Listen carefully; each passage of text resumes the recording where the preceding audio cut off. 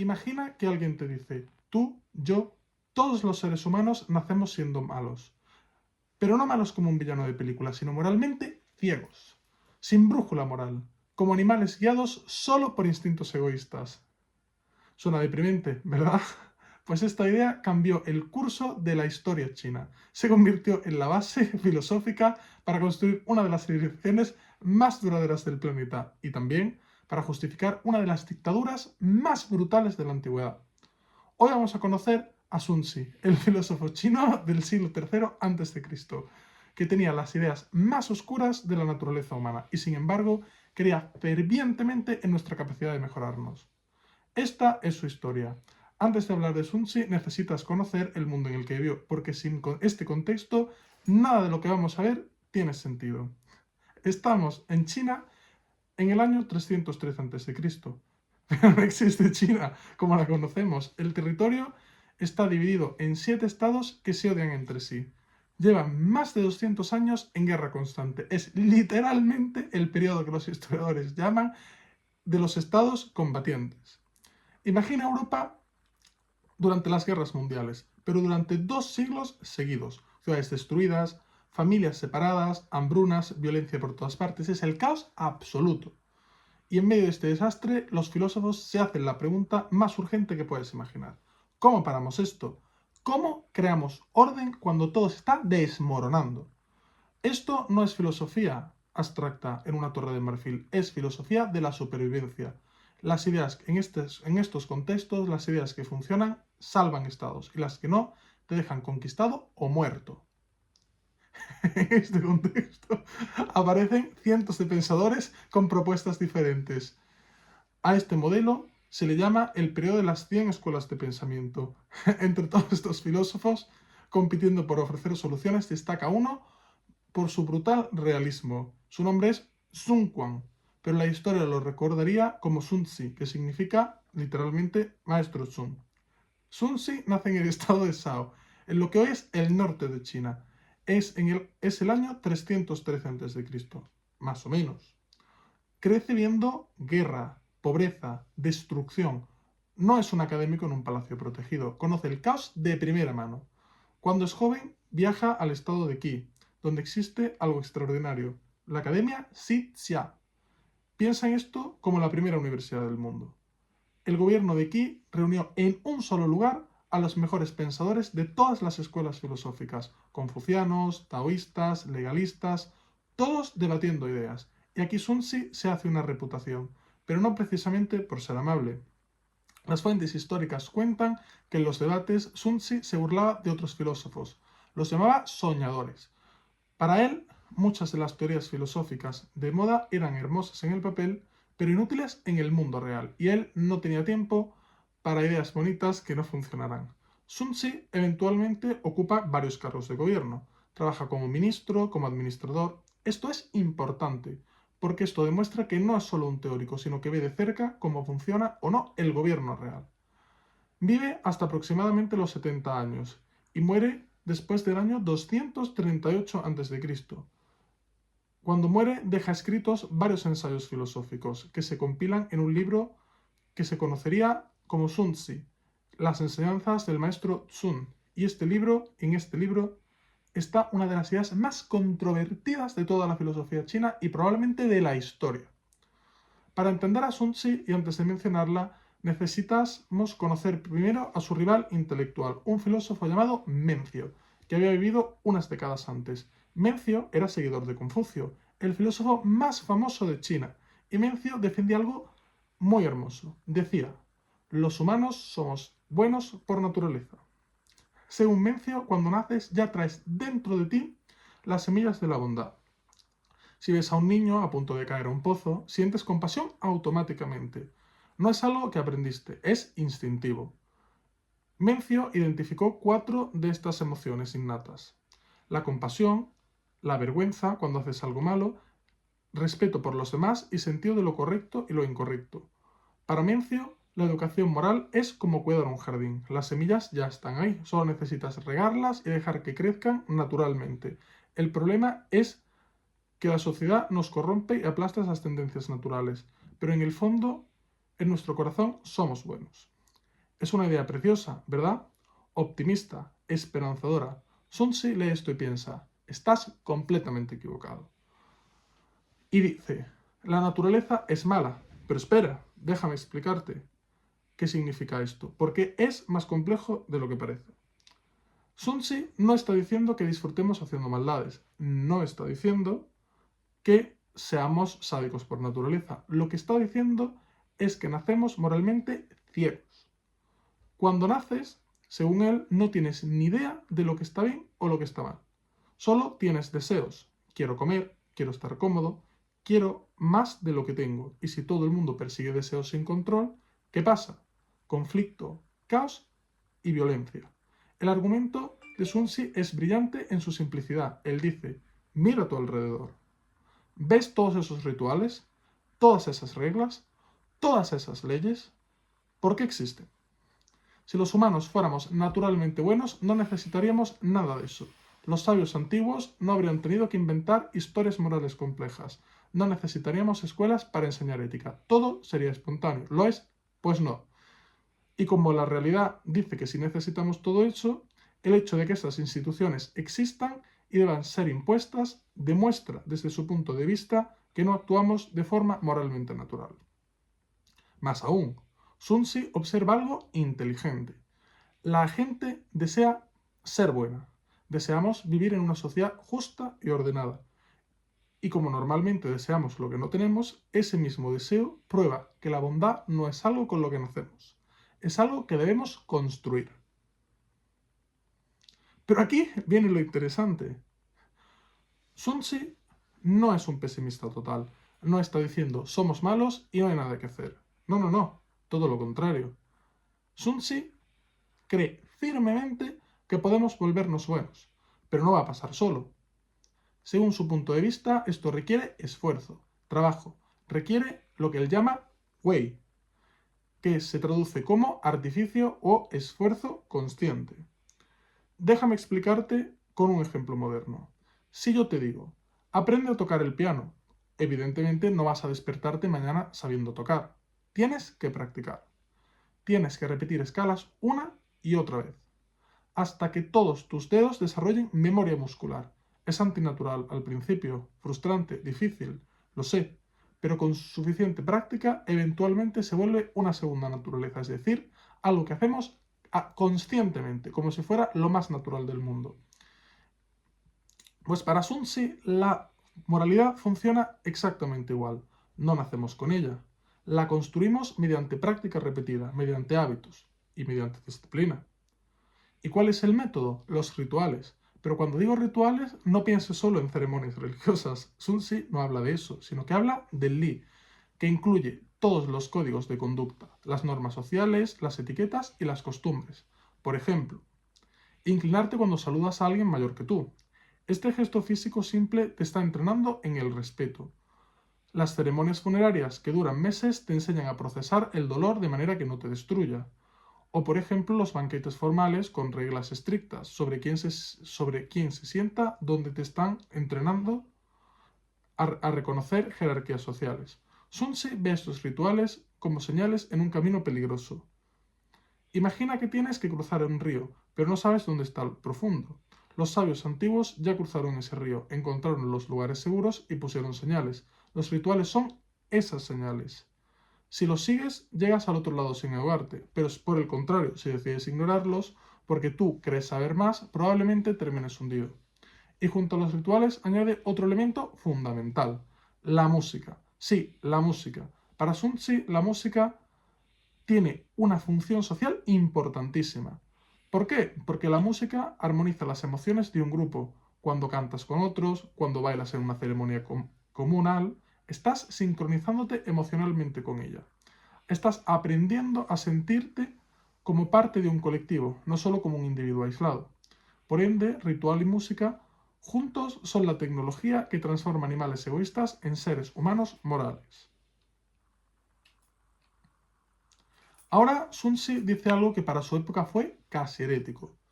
En la antigua China, mucha gente creía que el cielo, Tian, era una especie de fuerza cósmica o divinidad y que respondía a las necesidades humanas. Por ejemplo, si el emperador gobernaba mal, el cielo enviaba señales, cometas, eclipses, terremotos. Eran advertencias divinas. Pero Sun Tzu, por el contrario, piensa que esto es solo una superstición absurda. Según él, el cielo no es una entidad moral. El cielo es simplemente la naturaleza funcionando según sus leyes fijas. Un eclipse no significa que el emperador sea malo, significa que la luna pasó enfrente del sol. No hay un mensaje oculto. Si la sociedad colapsa, no es porque el cielo está enojado contigo, es porque efectivamente, tú gobernaste mal. Es porque no creaste las instituciones correctas o porque fallaste en educar a tu gente. Esta visión es, si lo pensáis, es increíblemente moderna para el año 300 a.C., porque aquí Sun Tzu ya está separando la religión de la política, el cosmos de la ética. Está diciendo, no esperes ayuda divina, porque no hay ningún Deus ex machina que vaya a venir a salvarte. La responsabilidad de la sociedad es, y tuya, es completamente tuya, y es completamente humana, ya que el orden social es algo que los humanos debemos construir y mantener conscientemente. No es natural, no es dado por los dioses. Es un artificio frágil que requiere trabajo constante. Entonces, ¿qué herramientas usamos para construir ese orden? Pues la mente, lo único que tenemos, lo único y nuestra mejor herramienta. Los chinos antiguos no separaban la mente y el corazón, como nosotros, sino que usaban la palabra Xin, que significa ambas cosas. El Xin es el centro de tu pensamiento y tus emociones, y para Sun Tzu, el Xin es como el comandante de tu cuerpo. Debe regular tus deseos, controlar tus impulsos y tomar decisiones racionales. Pero el Xin no funciona bien automáticamente, necesita entrenamiento. Sun Tzu, para ello, identifica 3 cualidades que una mente bien entrenada debe tener. El primero, vacío. Con esto no está diciendo vacío literalmente, sino estar siempre abierto a aprender más. Nunca pensar que ya sabes todo lo que necesitas saber, sino mantener o entender la importancia de mantener una receptividad constante. El segundo, la unidad. Significa enfoque. Cuando estás analizando algo, no distraerte con 1000 cosas a la vez, sino mantener la claridad mental en lo que estás haciendo. Y el tercero, la quietud. La calma interior. No dejarse. ¿Y con esto qué quiere decir? Pues no dejarnos arrastrar por emociones descontroladas, sino procesar la información de manera ordenada. Para Sun Tzu, si tu mente carece de estas cualidades, caes en lo que llama ceguera moral. Y con esto no está diciendo que seas malo intencionalmente, es que simplemente no ves, no comprendes, no sabes. La inmoralidad, ya que según él, la inmoralidad no es un problema de mala voluntad, sino que es un problema de ignorancia. ¿Y la solución? Pues es la educación, el entrenamiento riguroso y la disciplina mental. Ahora viene una de las ideas más peligrosas de Sun Tzu, que tiene que ver con el lenguaje. ¿Con el lenguaje? Sí, con el lenguaje. Sun Tzu escribe un ensayo llamado La rectificación de los nombres. Suena aburrido, pero es políticamente explosivo. La idea básica de esta es que las palabras tienen poder. Sí, tú y yo si tú y yo no estamos de acuerdo sobre lo que significa justicia, no podemos construir una sociedad justa juntos. Si cada persona define lo correcto de manera diferente, el caos es inevitable. Entonces, ¿quién debe decidir qué significan las palabras? ¿Quién define oficialmente lo que es bueno y lo que es malo? Pues para Sun Tzu la respuesta es clarísima, el gobernante. El rey tiene que tener, según él, la autoridad absoluta para estandarizar el lenguaje y con él la moralidad. Esto es control institucionalizado de la verdad. El gobernante, bajo este paradigma, no solo haría las leyes, sino que definiría lo que las palabras significan, y con ello definiría la realidad misma en términos oficiales. Sun Tzu ataca a los filósofos que juegan con paradojas lógicas, como un caballo blanco no es un caballo, porque para él estos juegos mentales son peligrosos al confundir el lenguaje y socavar la autoridad del Estado. Puede que esto suene alarmante, y debería, porque aquí es donde las ideas de Sun Tzu comienzan a tomar un giro oscuro. ¿Y por qué? Porque este filósofo tuvo 2 estudiantes brillantes, que se volvieron famosos además. Uno se llamaba Han Feizi y el otro Li Zi. Y estos 2, ¿y qué pasó con estos 2? Pues que tomaron las ideas de su maestro y las llevaron a una conclusión que él probablemente nunca imaginaría. Crearon una nueva escuela de pensamiento llamada legalismo, y el legalismo es brutal. ¿Qué significa?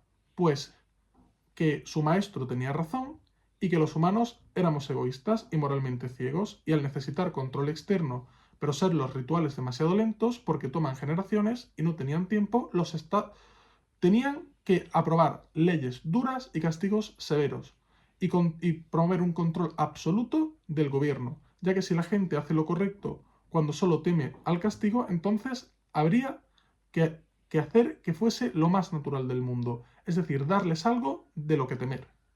Algo que temer.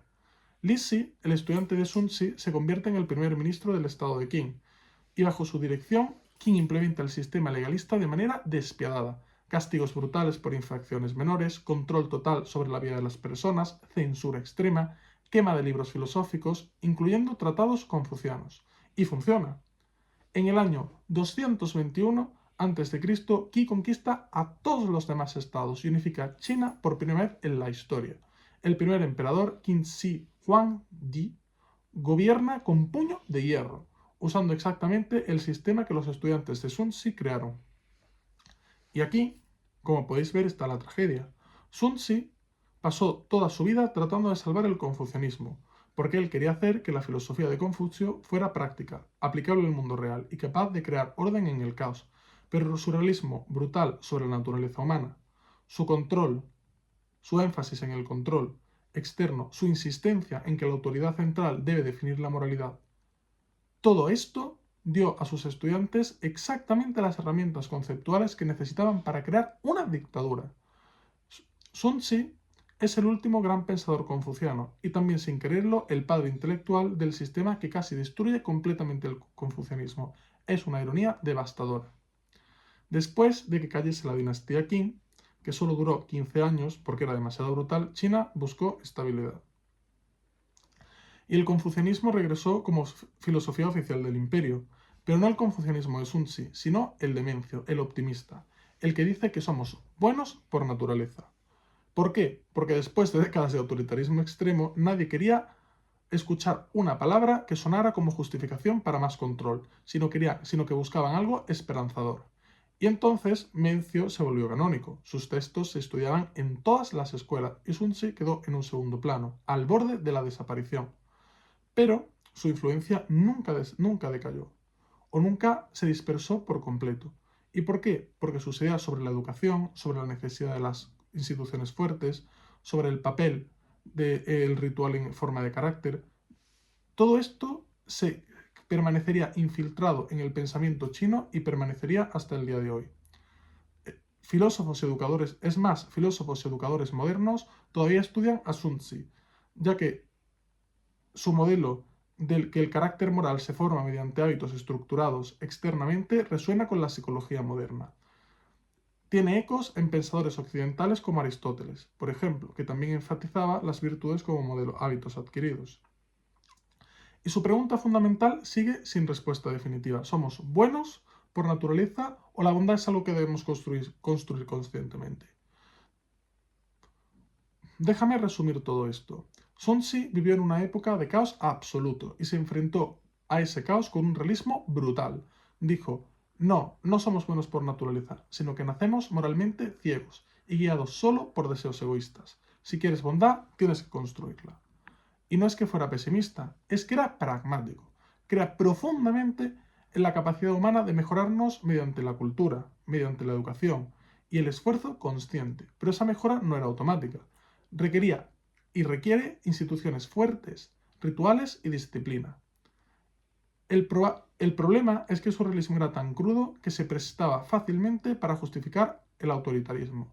Sus estudiantes tomaron sus ideas y dijeron, si los humanos son así, ahora necesitamos control total, y crearon uno de los sistemas más represivos de la historia. Pero esa no era la intención de Sun Tzu. Él quería salvar la civilización, no aplastarla bajo el peso de la ley. Su legado, por tanto, es complejo. Nos recuerda que las mejores intenciones pueden tener consecuencias inesperadas. Nos recuerda que el orden social es frágil y requiere mantenimiento constante. Nos recuerda que la línea entre la disciplina necesaria y la tiranía es más delgada de lo que nos gustaría pensar. Y sobre todo, nos deja con una pregunta incómoda que en cada generación se debe responder por sí misma. Si los humanos no somos naturalmente buenos, ¿cuánto control necesitamos y quién debe ejercer ese control? Entonces, ¿qué piensas? ¿Tenía razón Sun Tzu? ¿Nacemos moralmente ciegos o necesitamos que la sociedad nos molde? ¿O tenía razón Mencio y ya llevamos la bondad dentro esperando ser cultivada? No es una pregunta fácil y probablemente no tiene una única respuesta. Déjame tu opinión en los comentarios, porque me encantaría saber qué piensas. Y si este vídeo te hizo reflexionar, dale like y suscríbete para más filosofía que desafía lo que queremos saber. Nos vemos en el próximo vídeo.